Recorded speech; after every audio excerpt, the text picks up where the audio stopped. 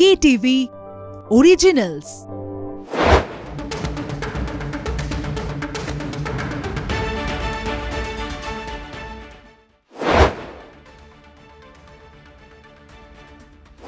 নমস্কার, দেখছেন কলকাতা টিভি, সঙ্গে রয়েছে আমি স্বর্ণালী। শুরু করছি আমাদের স্পেশাল সেগমেন্ট স্টেডিয়াম বুলেটিন। আর স্টেডিয়াম বুলেটিনে আপনারা সকলেই জানেন যে আজ আমরা সকাল থেকেই কিন্তু একটা বিষয় খুব শুনছি, বিভিন্ন সংবাদ মাধ্যম সূত্রে জানতে পারছি, ভারত এশিয়া কাপে হয়তো নাও খেলতে পারে, নাকি খেলবে সেই বিষয়ে অবশ্যই আমাদের আজকের এই আলোচনা, এবং শুধুমাত্র সেই বিষয় নয়, আলোচনা থাকবে আরও বিভিন্ন বিষয় নিয়ে। এই মুহূর্তে আমার সঙ্গে রয়েছেন আমাদের কলকাতা টিভির assistant sports editor Joyjyoti Ghosh. Joyjyoti, তোমাকে স্বাগত জানাই। জয়জ্যোতি, যে একেবারে যে প্রশ্নটা দিয়ে, স্পেসিফিক প্রশ্নটা দিয়ে আমি শুরু করলাম, আমাদের দর্শকরাও কিন্তু যথেষ্টই কৌতূহলী হয়ে উঠেছে যে এই প্রশ্নটা নিয়ে, যে আদৌ কি ভারত এবারের এশিয়া কাপে খেলবে, কি জানতে পারছো, কি খবর রয়েছে তোমার কাছে?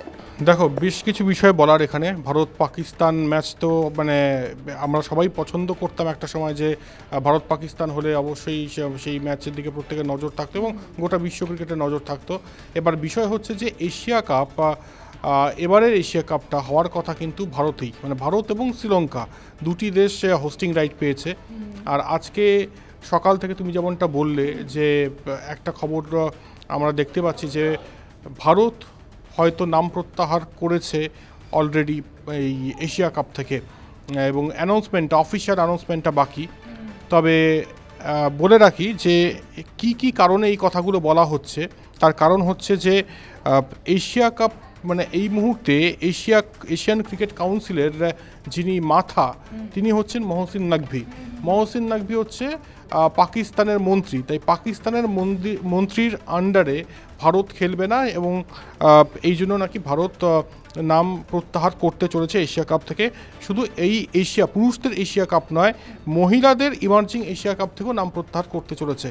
তবে এবার একটা টুইস্ট বলি, আমাদের সোর্স যেটা বলছে, বিসিসিআইয়ের এক খুব প্রভাবশালী কর্তা বলছে, যখন এই প্রশ্নটা করা হয় যে এটা কি আদৌ সত্যি কি এশিয়া কাপ থেকে নাম প্রত্যাহার করতে চলেছে ভারতীয় দল, তখন কিন্তু তিনি পরিষ্কার জানান যে এই বিষয় নিয়ে কোনো রকম আলোচনাই কিন্তু হয়নি। একটি সর্বভারতীয় সংবাদ মাধ্যম খবর করেছে ঠিকই, এবং তারপর বাকি সংবাদ মাধ্যমও কপি পেস্ট করছে ওটা খুব সুন্দরভাবে। তবে একদম প্রভাবশালী একজন বিসিসিআইয়ের কর্তার তরফ থেকে যা জানতে পারছি, যে এই বিষয়ে এশিয়া কাপে ভারত খেলবে কি খেলবে না কোনো রকম আলোচনা কিন্তু হয়নি। আর যদি হয় তাহলে সেটা অবশ্যই জানিয়ে দেওয়া হবে। তবে ভারত শ্রীলঙ্কায় হোস্টিং রাইট রয়েছে। ভারত এর আগে অবশ্যই অনীহা প্রকাশ করেছিল যে পাকিস্তান যে গ্রুপে থাকবে ভারত সেই গ্রুপে খেলবে না। এর আগেও তো আমরা এশিয়া কাপে দেখেছি যে পাকিস্তানে যায়নি ভারতীয় দল, ভারত প্রত্যেকটা ম্যাচ শ্রীলঙ্কায় খেলেছে। এই জিনিসগুলো হতেই পারে, কিন্তু এশিয়া কাপেই ভারত খেলবে না, যেটা রটানো হচ্ছে বা সবাই যে খবরটা করছে, সেই খবরের সঙ্গে এই স্টেডিয়াম বুলেটিন, আপনারা স্টেডিয়াম বুলেটিন দেখেন, অবশ্যই কিছু ডিফারেন্ট কিছু খবর দেখার জন্য অবশ্যই আপনাদের অত্যন্ত দায়িত্বের সঙ্গে জানাচ্ছি যে বিসিসিআই স্ট্রং সোর্স আজকে বলেছেন যে এরকম কোনো রকম কিন্তু আলোচনা হয়নি যে ভারত এশিয়া কাপে খেলবে না, নাম প্রত্যাহার করবে। তাই আরও একবার বলছি স্টেডিয়াম বুলেটিনের থ্রু দিয়ে, যে ভারত কি করবে সেটা পরের বিষয়, তবে এটা একদম রাবিশ, তিনি এই টার্মটা ইউজ করেছেন, রাবিশ। তাই এটাই বলার যে এই বিষয় নিয়ে এত ভাবার কিছুই নয়। তবে অনেক কিছুই হতে পারে, ভারত নাম প্রত্যাহারও করতে পারে ইন ফিউচার যখন আলোচনা হবে। তবে আলোচনাটাই যখন হয়নি, তাই এরকম একটা খবর ফ্ল্যাশ করারও কোনো মানে হয় না। তাই আমরা অত্যন্ত দায়িত্বের সঙ্গে জার্নালিজমটা করি, এবং সেই দায়িত্ব নিয়েই বলি যে কপি পেস্ট আমরা করছি না। একদম পরিষ্কার কথা যেটা, যে এই বিষয় নিয়ে বিসিসিআইতে রিসেন্ট টাইমে কিন্তু কোনো রকম আলোচনা হয়নি। একেবারে, অর্থাৎ বোঝাই যাচ্ছে জয়জ্যোতি, যে যেই বিষয়টা আপনাদের সামনে বারংবার আমরা তুলে ধরতে চাইছি, যে এই যে এটাই কিন্তু আমাদের স্টেডিয়াম বুলেটিনের বিশেষত্বের জায়গা। অবশ্যই একেবারে যে খবর আমরা পাই সেই খবর কিন্তু আবারও যাচাই করে নেওয়া হয়, যে আদৌ এটার কতটা সত্যতা রয়েছে, বা সেটা কতটা কি মিথ্যা বা সত্যি, সেই বিষয়টা অবশ্যই আমাদের এই আলোচনা তো থাকছেই। জয়জ্যোতি, যে বিষয়টা আমি পরবর্তীতে জানতে চাইবো, যে অবশ্যই এখনো পর্যন্ত এই বিষয়টা আলোচনাই হয়নি বলে তুমি জানলে, কিন্তু আরেকটা আরেকটা যে বিষয় যে যদি ধরো ভারত না খেললো, এর পরবর্তীতে যদি এরকম সিদ্ধান্ত নেওয়া হয়, তাহলে কি আদৌ এশিয়া কাপটা হবে? ভারত যদি না খেলে তাহলে ভারত আদৌ হোস্ট করবে কিনা এটা নিয়ে সন্দেহ রয়েছে, এবং ভারত না খেললে তাহলে স্বর্ণালী পরিষ্কার বলে রাখে যে স্পন্সর কিন্তু চলে যাবে, এবং একই সঙ্গে ব্রডকাস্টিং রাইটস যাদের হাতে রয়েছে, যারা ব্রডকাস্টার, তারাও কিন্তু খুব একটা যে বিশাল আগ্রহ দেখাবে এশিয়া কাপ দেখানোর ক্ষেত্রে সেটাও কিন্তু নয়। তাই এই যে সিদ্ধান্তটা ভারত প্রত্যাহার করে দিল, হয়ে গেল, ব্যাপারটা কিন্তু এতটা সহজ নয়। মানে পাকিস্তানের দিকে ভারতের রাগ, সেই জন্য নাম প্রত্যাহার করবে। এটা যদি আমরা মানে খুব আপাত দৃষ্টিতে দেখি তাহলে মনে হবে খুব ইজি, কিন্তু ব্যাপারটা ইজি নয়, কারণ এটার সঙ্গে অনেক কিছু নির্ভর করছে, অনেক অর্থনৈতিক লেনদেন নির্ভর করছে। তাই এটাই বলার যে ভারত কি করবে সেটা তো সময়ই বলবে, কারণ আলোচনাটা হয়নি যখন, বেকার মানে আননেসেসারি আমরা মানে কিছু ভবিষ্যৎবাণী করতে পারি না কি হবে। তবে যদি ভারত পার্টিসিপেট না করে তাহলে কি ভারত হোস্টিং রাইটসটাও মানে সেটা ছেড়ে দিচ্ছে, ভারত কি হোস্ট করবে না? এবং ভারত যদি হোস্ট না করে তাহলে সেই জৌলুসও থাকবে না। ভারত যদি না খেলে সেই জৌলুস মানে নেই, কারণ ভারতের মানে ভারতীয় টিমকে এই বিশ্বে সব থেকে বেশি কিন্তু ফলো করে ভারতীয় ক্রিকেট টিমকে। তাই ভারতীয় টিম যদি তুলে নেয় তাদের নাম, তাহলে অবশ্যই এশিয়া কাপটাই আদৌ হয় কিনা সেটা নিয়েও কিন্তু প্রশ্নচিহ্ন দেখা যাবে তখন।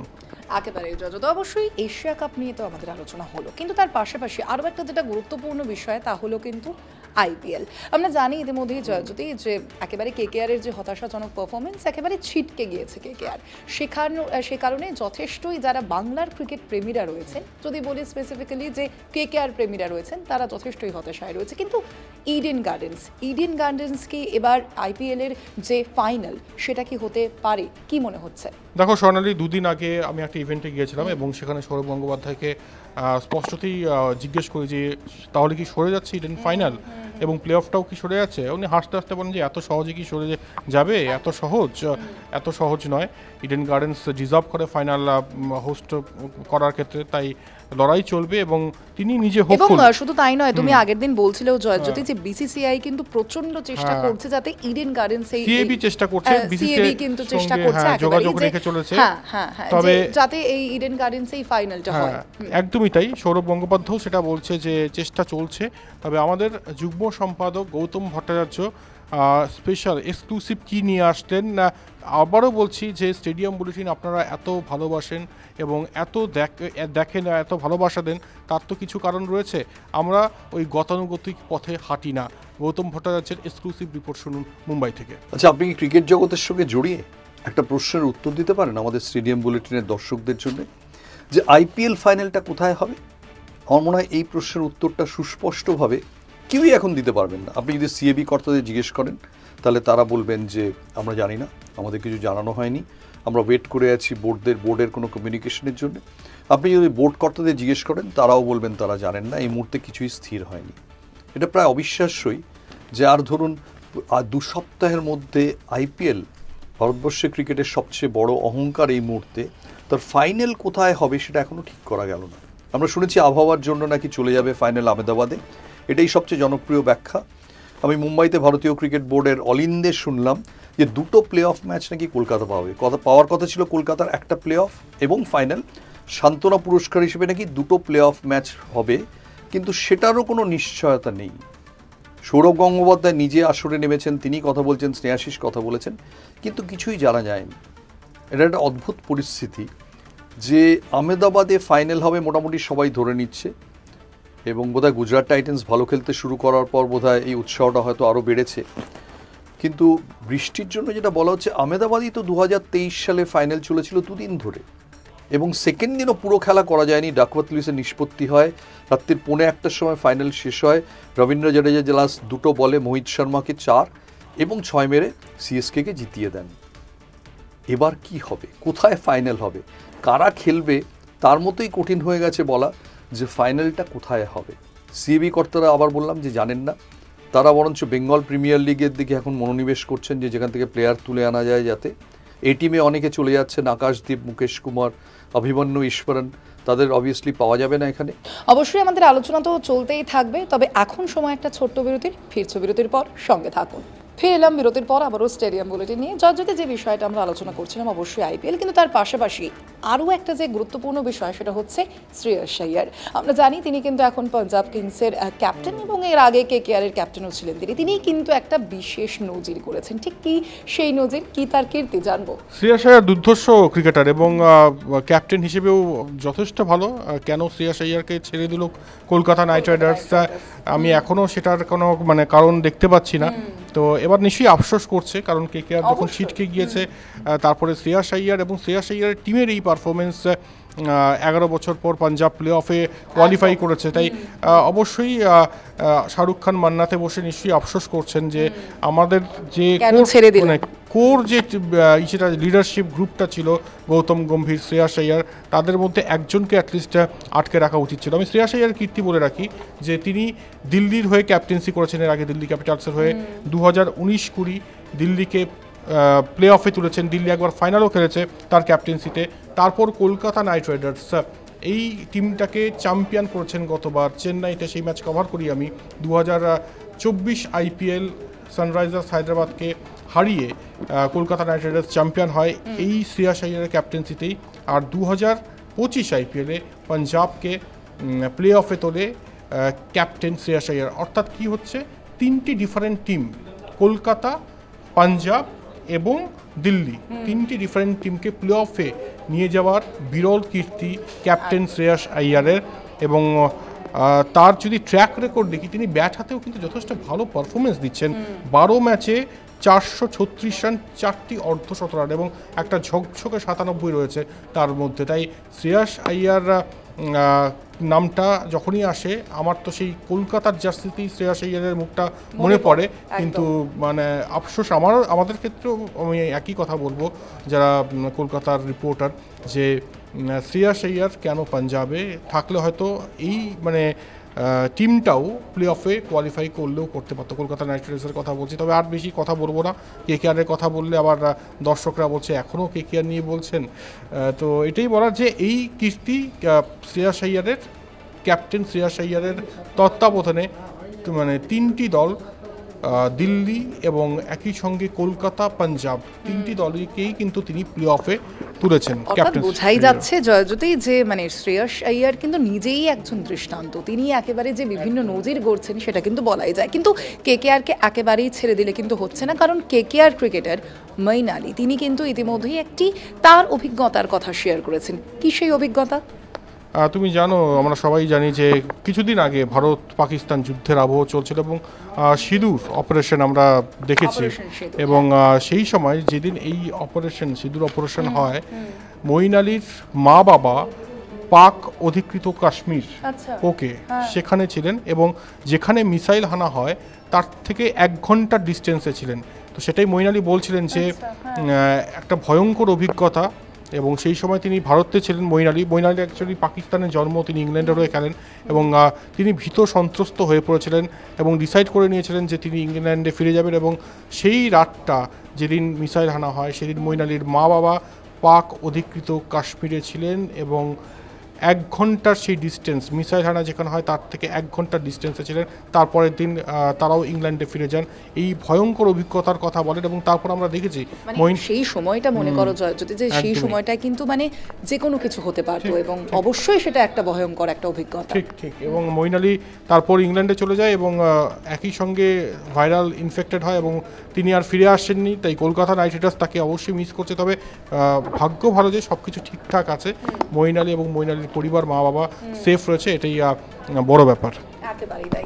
তার পাশাপাশি আরেকটা বিষয় নিয়ে আসবো জয়জ্যোতি অবশ্যই, যে আমরা কিন্তু আজকে সকাল থেকে আরও একটা বিষয় নিয়ে মেতেছি, সেটা হচ্ছে সরফরাজ খান। তার যে ট্রান্সফরমেশন, সেই ট্রান্সফরমেশন একবারে আমরা দেখেছি একেবারে ঝাঁ চকচকে যে ফিজিক, সেই ফিজিকে কিন্তু তিনি অবতীর্ণ হয়েছেন। এই যে ট্রান্সফরমেশন, এই ট্রান্সফরমেশনের কারণটা ঠিক কি জয়জ্যোতি? সরফরাজ খানের একটা ইনিংস একদম আমি কভার করেছি মাঠে বসে, যে টেস্ট ম্যাচে ভারত 46 অল আউট হয়ে গিয়েছিল নিউজিল্যান্ডের বিরুদ্ধে। দ্বিতীয় ইনিংসে একটা দুর্ধর্ষ 150 রান করেন না সরফরাজ। এবং সরফরাজকে এর আগে আমরা দেখতাম যে ভারতীয় দলে নেওয়া হতো না, অনেক রকম কথা বলা হতো যে তার বেশি ওয়েট, অনেক রকম অজুহাত দেওয়া হতো, অতটা ফিট নয়। তবে তিনি ব্যাটার হিসেবে কিন্তু প্রমাণ করেছেন আর এবার যে ট্রান্সফরমেশনের কথা তুমি বলছো, আমি নিজেও ইন্সপায়ার্ড সরফরাজকে দেখে। 10 কেজি ওজন কমিয়ে ফেলেছেন, একদম মানে ভাবাই যায় না যে কি করছেন তিনি। যা মানে তার রুটিন আমি একটু বলে দিই। তার খুব প্রিয় চিকেন বিরিয়ানি, মাটন বিরিয়ানি, আমারও খুব প্রিয়।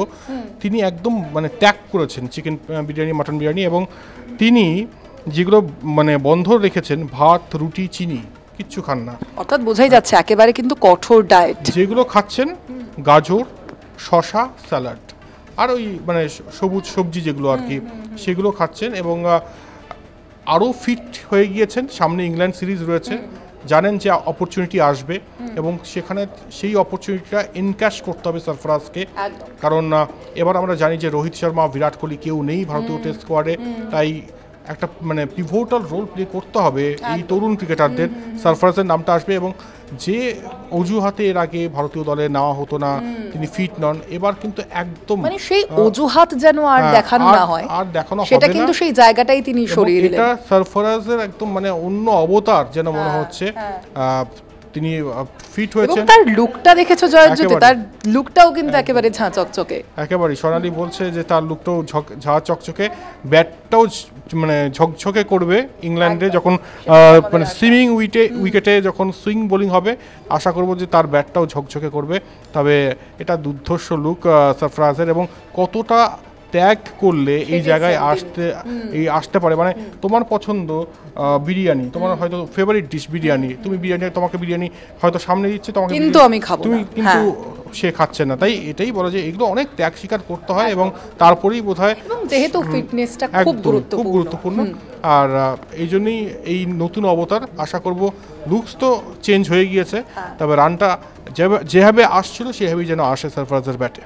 আচ্ছা জয়জ্যোতি, একেবারে এই ফিটনেস কিং মানে আমরা যাকে বলি কোহলি, মানে বিরাট কোহলি, এই সম্পর্কে একেবারে অনবদ্য আমরা দেখেছি। বিরাট কোহলিকে নিয়ে কিন্তু আমাদের একটা আলোচনায় প্রশ্ন অবশ্যই থাকবে। রবি শাস্ত্রী, তার সঙ্গে বিরাটের যে সম্পর্ক কতটা ভালো সেটা সকলে জানেন, কিন্তু বিরাট কোহলিকে নিয়ে রবি শাস্ত্রী সম্প্রতি একটি মন্তব্য করেছেন। কি সেই মন্তব্য? বিরাট কোহলি যখন ক্যাপ্টেন ছিলেন, রবি শাস্ত্রী কোচ ছিলেন, এবং তিনি বলছেন বিরাট সবসময় প্লেয়ার্স ক্যাপ্টেন, মানে কোনো প্লেয়ার খারাপ সময়ের মধ্যে দিয়ে গেলে কেউ যদি তাকে সমালোচনা করতো, তিনি তার পাশে দাঁড়াতেন। মানে সোনালি, মানে আমরা তো দেখি যে এখনকার দিনেও আমরা যদি ক্রিকেটের বাইরেও দেখি যে খারাপ সময় কিন্তু মানুষ থাকে না, ভালো সময় সবাই হই হুল্লোড় করে, কংগ্রেচুলেশন জানায়, খারাপ সময় কটা মানুষ পাশে গিয়ে দাঁড়ায়। বিরাট কোহলি সেই মানুষ যিনি কোনো ক্রিকেটারের যখন খারাপ সময় যায় সেই সময় তিনি পাশে দাঁড়ান। তিনি মানে রবি শাস্ত্রী একটা এক্সাম্পল দিয়েছেন 2021 টি20 ওয়ার্ল্ড কাপ, যখন পাকিস্তান ম্যাচ হেরে গেল ভারতীয় দল, খুব বৃষ্টিভাবে হেরে যায় সেই ম্যাচ। তারপরে কিন্তু মোহাম্মদ শামিকে মানে একেবারে অ্যাটাক করা হয় মানে সোশ্যাল মিডিয়া যুগে।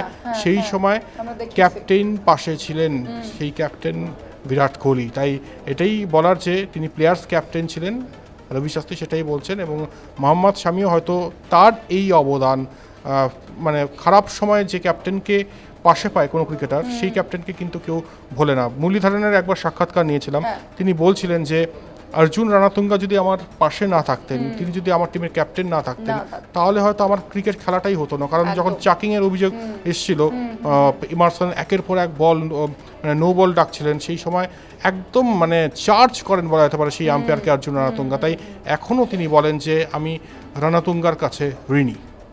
একেবারে, অর্থাৎ বোঝাই যাচ্ছে যে দলের যে প্রত্যেক জন রয়েছেন, প্লেয়ার্স রয়েছেন, তাদের পাশে থেকে কাজ করেছেন সবসময় বিরাট কোহলি, তেমনটাই কিন্তু জানিয়ে দিয়েছেন রবি শাস্ত্রী।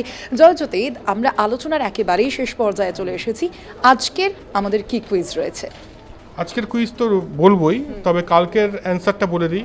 কালকের অ্যান্সারটা হচ্ছে বেলা, হাতির নাম বেলা ছিল, আর অনেকেই সঠিক উত্তরদাতা রয়েছেন। তবে লাকি উইনার যিনি, তিনি হচ্ছেন অনিকেত ঘোষ, কলকাতা। অনেক অনেক অভিনন্দন expression novelties private limited Samsung experience জোনের তরফ থেকে। আর আজকের প্রশ্নটাও খুবই সহজ প্রশ্ন। ওডিআই তো আমরা দেখছি, ওডিআইতে প্রথম কোন ভারতীয় ব্যাটার 100 রান করেছিলেন এবং কোন ম্যাচে করেছিলেন? যদি বলতে পারেন খুব খুশি হব। আমি জানি পারবেন, তাই দেরি না করে লিখে ফেলুন। আপনিও হতে পারেন লাকি বিজেতা এবং জিতে নিতে পারেন আকর্ষণীয় পুরস্কার।